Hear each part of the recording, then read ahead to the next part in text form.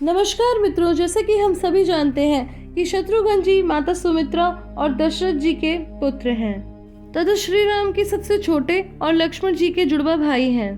परंतु इस वीडियो के माध्यम से शत्रुघ्न जी के बारे में जो मैं आपको बताने जा रही हूँ वो बहुत ही कम लोग जानते हैं, वो आपको शायद ही पता हो। इसीलिए मैंने सोचा कि इस वीडियो के माध्यम से मैं वो जानकारी आप तक भी पहुँचाऊँ।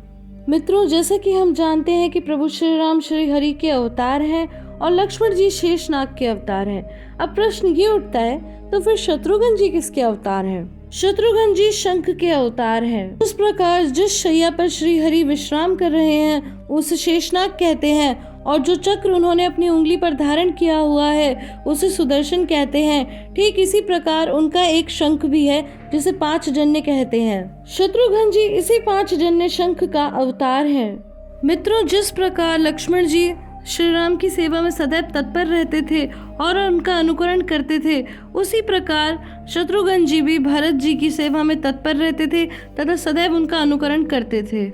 जब श्री राम माता सीता तथा लक्ष्मण जी के साथ 14 वर्ष के लिए वनवास चले गए तो भरत जी ने श्री राम की चरण पादुका को सिंहासन पर रख दिया और स्वयं एक दूर नंदी ग्राम में पुआल की झोपड़ी में रहने लगे। वे वहीं रहे और 14 वर्ष तक श्री राम की याद में उनके आने की प्रतीक्षा करते रहे।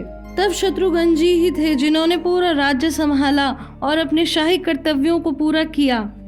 14 वर्ष तक उन्होंने सतर्क सैनिक और प्रशासक की तरह कार्य किया। उन्हें सदैव ये चिंता लगी रहती थी कि राजकार्य में कोई त्रुटि न आ जाए ताकि भरत जी के सम्मान में कोई कमी न हो। उन्होंने सदैव इस बात का भी ध्यान रखा कि उनकी तीनों माताओं के सम्मान में कोई कमी न आए और न ही उन्हें अपने पुत्रों की कोई कमी महसूस हो। जैसा उनके गुरु ने उनका नाम रखा था वैसे ही उनके कार्य भी थे। उन्होंने राज्य की सभी बुराइयों को समाप्त कर दिया था और अपने सभी शत्रुओं पर बड़ी कुशलता से विजय प्राप्त कर ली थी। मित्रों, शत्रुघ्न जी का एक नाम रिपु दमन भी है, जिसका अर्थ ही होता है शत्रुओं का विनाश करने वाला। जब 14 वर्ष के बाद श्री राम माता सीता तथा लक्ष्मण जी के साथ अयोध्या वापस लौट कर आए तो उनके गुरु वशिष्ठ जी ने श्री राम के राज्य अभिषेक की तैयारियां शुरू कर दी। परंतु इसी बीच एक मधु नाम का दैत्य था जिसके पुत्र लवणासुर ने पूरे मधुवन में उत्पात मचाया हुआ था। प्रजा उससे बहुत दुखी थी और उसने पूरे मधुवन को खंडर में बदल दिया था। तब शत्रुघ्न जी ने श्री राम से अनुरोध किया कि लक्ष्मण ने तो सदैव आपकी बहुत सेवा की है, ये सभी जानते हैं, परंतु क्यों ना आज आप मुझे अवसर दें ताकि मैं लवणासुर का वध करके तथा आपकी सेवा करके अपने क्षत्रिय धर्म का पालन कर सकूं। जब श्री राम ने यह सुना तो उन्होंने तुरंत ही आज्ञा दे दी। बस फिर क्या था, शत्रुघ्न जी ने तुरंत जाकर लवणासुर का वध किया और खंडर में बदल गए उस मधुवन को मधुपुर में स्थापित किया। बाद में आगे चलकर श्री राम ने शत्रुघ्न जी को मधुपुर का राजा घोषित कर दिया। मित्रों, आपको यह जानकर अति प्रसन्नता होगी कि आज उसी मधुपुर को मथुरा के नाम से जाना जाता है।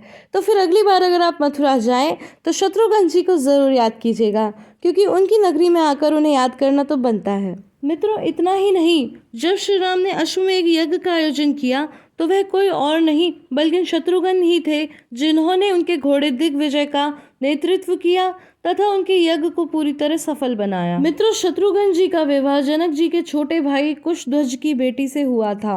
शत्रुघ्न जी की पत्नी का नाम श्रुतकीर्ति था तथा उनके 2 पुत्र भी थे। एक का नाम सुबाहु था तथा दूसरे पुत्र का नाम शत्रुघाती था।